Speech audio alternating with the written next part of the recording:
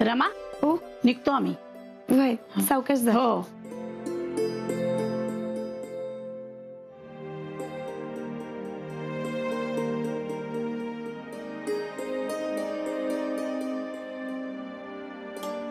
रमा, बाईसाहेब तुम्ही इथे?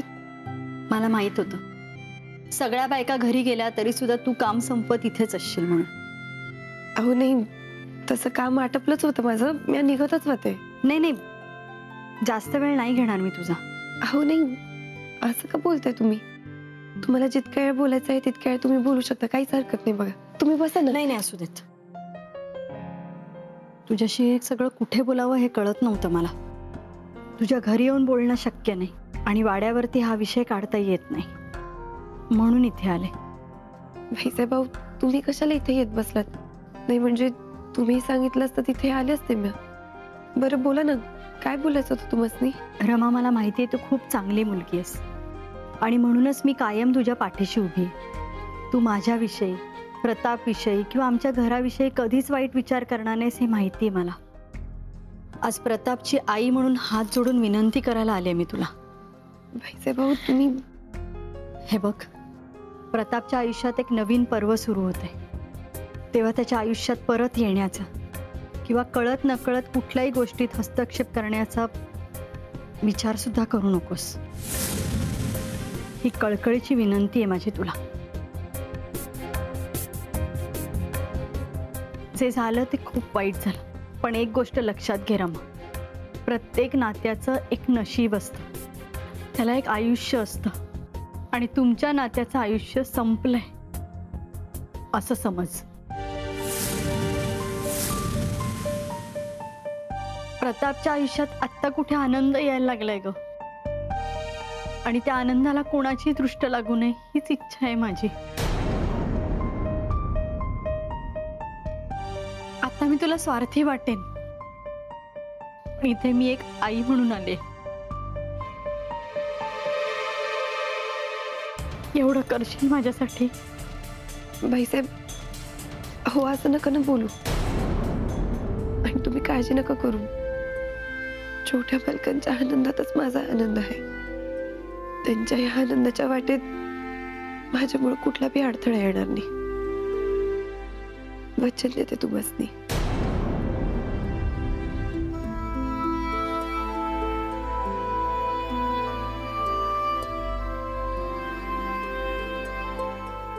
काय आशीर्वाद देऊ का मी तुला? सुखी राहा म्हणू का? पण तुझं खरं सुख कशात आहे हे चांगलं माहितीये ग रमा मला. त्यामुळे असा आशीर्वाद देताना सुद्धा मनावर खूप दडपण आहे माझ्या. पण मी देवाकडे एवढीच प्रार्थना करीन, तुला हवं असलेलं सगळं सुख तुला मिळू दे. आनंदी राहा तू. येते मी. अंकल, मला ना तुमचे मनापासून आभार मानायचे. खरंच थँक्यू सो मच. का माझे का? कारण तुम्ही मला इथे राहण्याची परमिशन दिली म्हणून. कारण लग्नाआधीच जिथे मी लग्न करून जाणार आहे ना, तिथे राहण्याचा हट्ट माझा होता. अगं मग तुझा हट्टीपणा तुझ्या आई वडिलांनी पूर्ण केलं, मग त्यांचे आभार मान ना. बरोबर आहे अंकल, पण ते इथे जवळपास एखाद्या चांगल्या हॉटेलमध्ये माझी राहण्याची व्यवस्था करणार होते. हा म्हणजे मलाही तसंच वाटत होतं, पण तुम्ही डायरेक्टली इथे घरात राहायला सांगितलं. खरंच मानलं पाहिजे तुम्हाला. म्हणजे गावात इतके सगळे ट्रेडिशन्स फॉलो करत असतानाही तुम्ही माझा आधी विचार केला. तुम्ही मला लग्नाआधी फ्रीडम दिलं, इथे राहू दिलं. Seriously thank you so much. अर्थातच नुसतं मुलींना फ्रीडम मिळायला पाहिजे, फ्रीडम मिळायला पाहिजे असं नुसतं घोषणा करून उपयोग नाही. आपण कुणीतरी पुढाकार घ्यायला पाहिजे ना. तुम्ही घेतला. बरं मला सांग, तुला इकडे राहून जे अपेक्षित होतं ते मिळालं ना? ऑफकोर्स.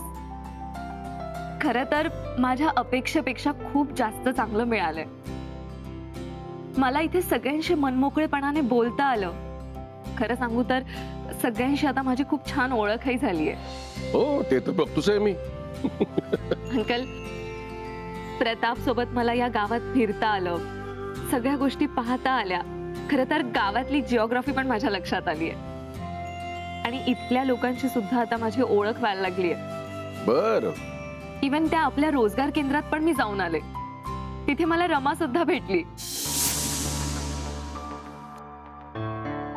हे बघ बेटा, तुम्ही बऱ्याच ठिकाणी फिरता, गाव सुद्धा फिरलं, बरीच माणसं तुम्हाला भेटली. जशी गावात फुलं उगवतात तशी बाभळी सुद्धा उगवतात. समजतं ना तुम्हाला? म्हणजे गावची जॉग्राफी तुमच्या लगेच लक्षात येईल, पण समाजशास्त्र समजायला थोडा वेळच आहे. जशा तुम्ही गावात आणखी हिंडा फिरायला लागाल तशा आणखी काही गोष्टी तुमच्या कानावर यायला लागतील. पण मी नाही समजले. स्पष्ट सांगायचं झालं तर गावात जशी चांगली माणसं भेटतील तशीच आमच्या वाईटावर टपलेली माणसं पण भेटतील. ते तोंडावर गोड बोलतील पण हळूच कानामध्ये विष टाकतील, वाईट गोष्टी सांगतील, आमच्या नावावर चिखलपेक करतील. पण तुम्ही त्याच्याकडे लक्ष नका देऊ. पण मला का सांगतील ते असं? आता असते काय काय लोकांची वृत्ती, आपण त्याला काय करू शकत नाही. आपण जसे मोठे होतो तसे आपले शत्रू पण वाढत जातात आणि अशी लोक तुम्हाला रोजगार केंद्रात सुद्धा भेटतील. मी हे सगळं तुम्हाला सांगतोय कारण तुम्ही या घराण्याच्या होणाऱ्या सुनबाई आहात. त्यामुळे तुम्हाला आमचे हितशत्रू गाठून आमच्याबद्दल, जाधवांबद्दल, वसुंधराबद्दल, तेजूबद्दल, विशेष म्हणजे प्रतापरावांबद्दल तुमच्या मनात वाईट साईड भरवतील. पण तुम्ही ते इथे राहताय आणि तुम्ही बघताच आहात की सगळे लोक कसे आहेत. तर कोणाचं ऐकायचं, कोणाचं नाही ऐकायचं हे ठरवण्यात का तुम्ही सुज्ञ नक्कीच आहात. सॉरी मी तुम्हाला डिस्टर्ब करते, पण दादाचा एक निरोप आहे. रिया, तुला दादानी त्याच्या खोलीत बोलवलंय. त्याला थोडं तुझ्याशी बोलायचंय. अरे वा, पाहिलं? अजून साखर पुढं नाही ठरलेला तोपर्यंत प्रतापरावांना तुमच्याशी गप्पा मारायची इच्छा व्हायला लागली. जा जा जा.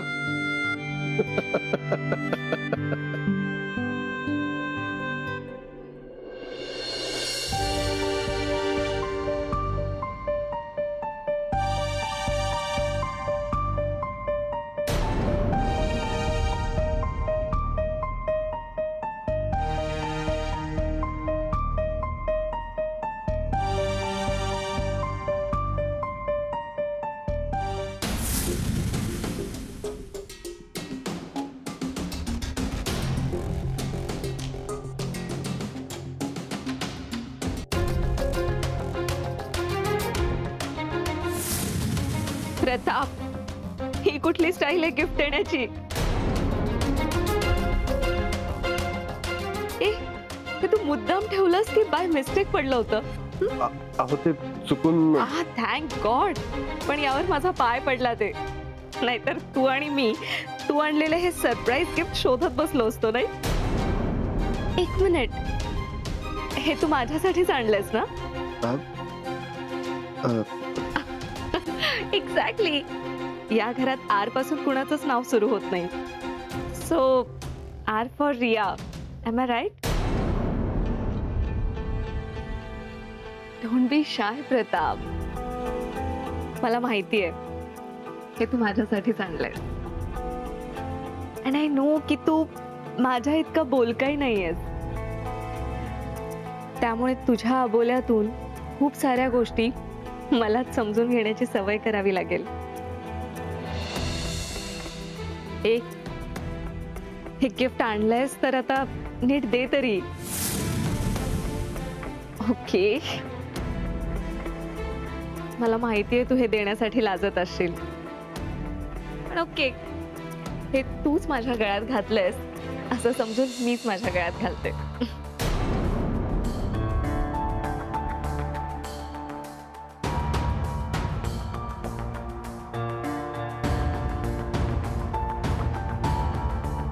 छान दिसतंय ना?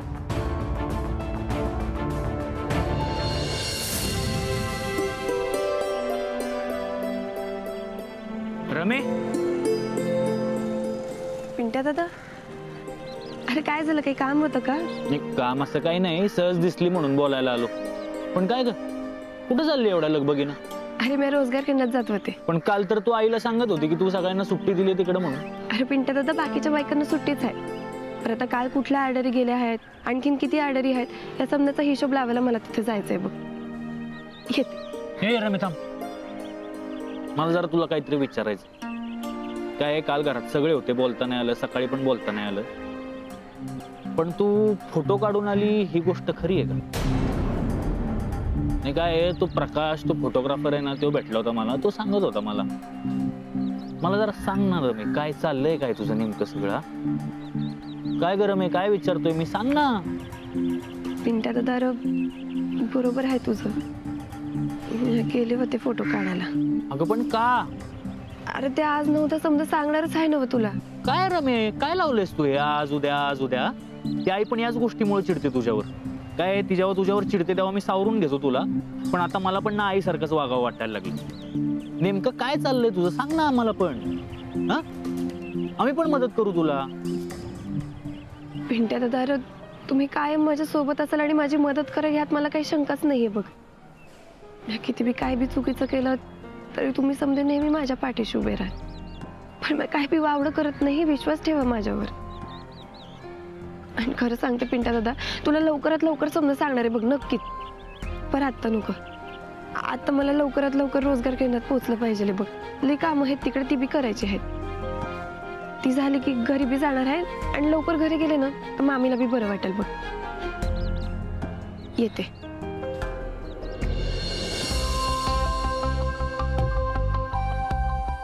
रिया, आपण काल सुद्धा इथे आलो होतो. इथे येऊन तुमचं मन नाही भरलं का?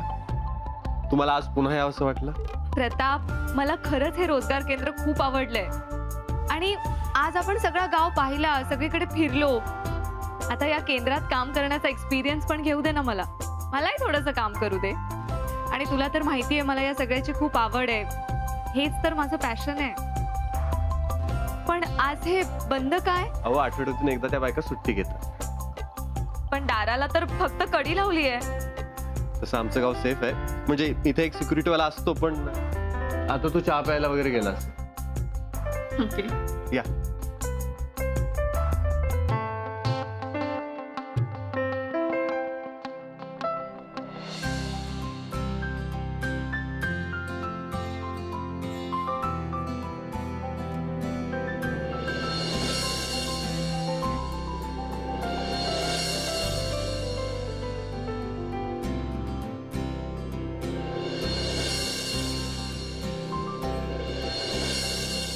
खरंच खूप छान दिसतंय. असं वाटतं तुम्ही इथल्या रोजगार केंद्राच्या संचालिका वगैरे आहात की काय. थँक्यू. हाय रमा.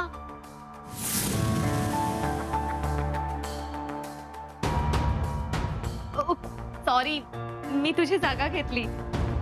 अगं ये ना. तू मला पाहून तिथेच का उभी आहेस अशी? हो नाही, तुम्ही आहात म्हणून नाही थांबले मी. खरं तर आज रोजगार केंद्राला सुट्टी दिली होती ना मॅम, तर इथं आत कोणी असेल याची अपेक्षा केली नव्हती. अगं मग सुट्टी आहे तर तू कशी काय आज इथे? हो ते ऑर्डरीची माहिती घ्यायची होती म्हणून आले होते. तेवढी घेतली की नंतर लगेचच निघेन मी. छोट्या मालकीन बाई, एक सांगू का? अगं बोल ना. तुम्ही या खुर्चीवर बसला होतात तेव्हा छान दिसत होतात.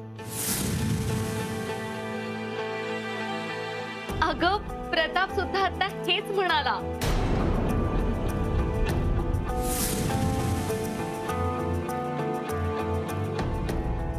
सी प्रताप, तू जे म्हणालास एक्झॅक्टली तेच रमा म्हणाली आहे. तुमच्या दोघांची मतं किती एकसारखी आहेत ना. म्हणजे मी खरंच या खुर्चीवर बसल्यावर छान दिसते.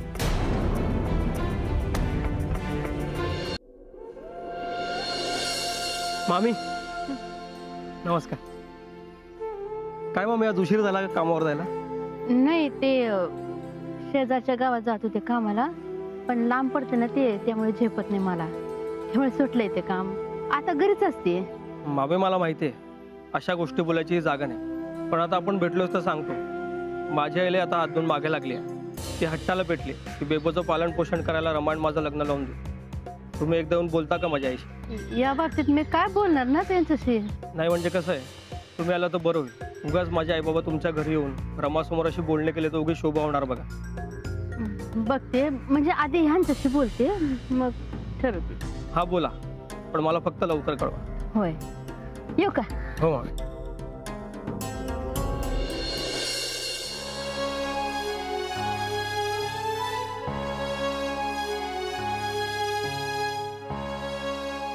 अच्छा, म्हणजे आलेले ऑर्डर्सचे सगळे डिटेल्स तुम्ही यात लिहून ठेवता तर? भाई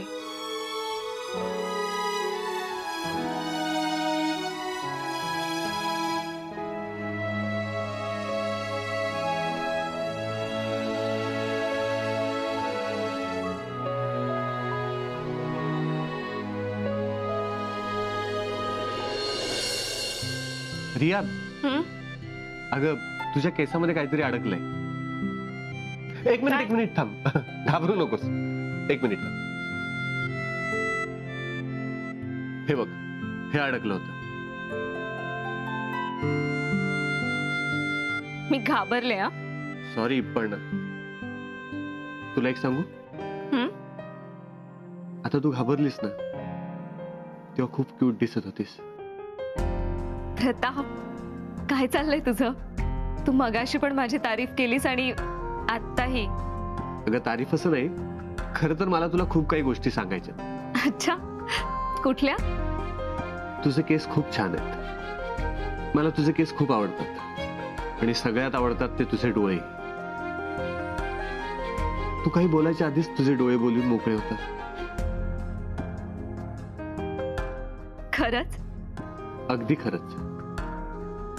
तुला माहितीये, आता तू काम करत होतीस शांतपणे, तेव्हा मला खूप चुकल्यासारखं वाटत होतं. तुझं बोलणं ऐकायची सवय झाली आहे ना आता. तुझं बोलणं ऐकायला खूप छान वाटतं. Pratap, are you okay? काय झालंय तुला? तू खरंच हे बोलतोयस का मला भास होतात? मी म्हंटल ना तुला, मला हे सगळं तुला आधीच सांगायचं होतं. सांगू? मला माहिती नाही तू कुठला परफ्यूम वापरतेस ते, पण खूप छान सुगंध आहे त्याचा.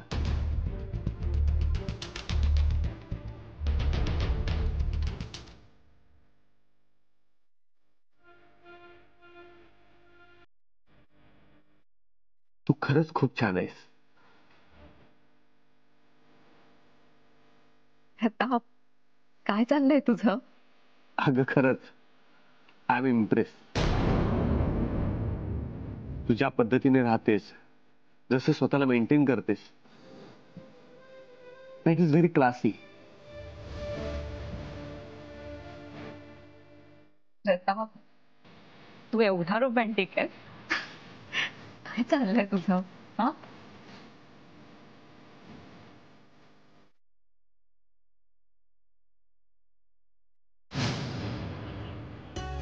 छोटे मला तुम्हाला नाही विचारू का? तुम्ही अशी बोलताना परवानगी मागितलीत ना, की असं वाटतं आपल्यात अजूनही बरंच अंतर आहे. हो ना. अहो मला बी तसंच वाटते की आपल्यात अजूनही लई अंतर आहे म्हणून. खरं तर तुमच्याचमुळे वाटते तसं. अहो मला ना त्याच विषयी तुम्हाला काहीतरी विचारायचं आहे. अच्छा, बर, विचारा. छोटे मला, मी तुमच्यापेक्षा वयाने मोठी आहे की मानानं? म्हणजे नेमकं काय म्हणायचं तुम्हाला? तुम्ही मला आहो जाऊ का करता म्हणून? नाही म्हणजे तुम्ही आहो जाऊ करताना त्यामुळे आपल्यात जास्त अंतर असं वाटते बघा. त्यापेक्षा तुम्ही मला ए रमा अशी एकेरी हाक मारा ना. रमा, त्याचं काय आहे ना, मला असं पटकन कुणाला अरे तुरे करून नाही बोलताय. रावसाहेबांकडूनच शिकलो मी. रावसाहेब बऱ्याचदा माझ्याशी काय किंवा तेजूशी काय अहो जाऊ करूनच बोलतात. अहो ते आईला सुद्धा अहो म्हणून हाक मारतात. कदाचित जादू घालण्याची रीतच असेल म्हणून ती माझ्यात आहे.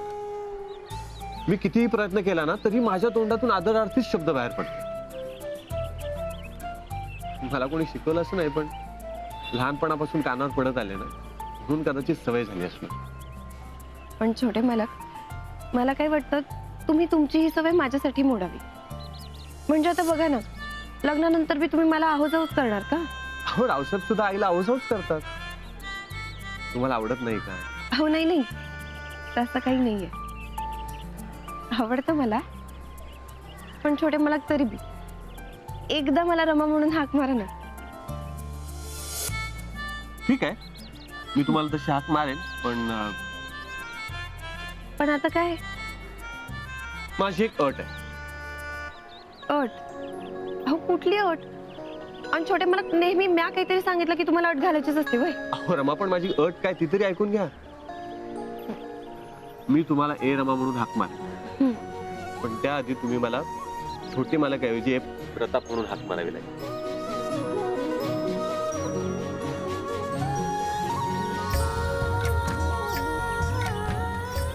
लाजताय काय?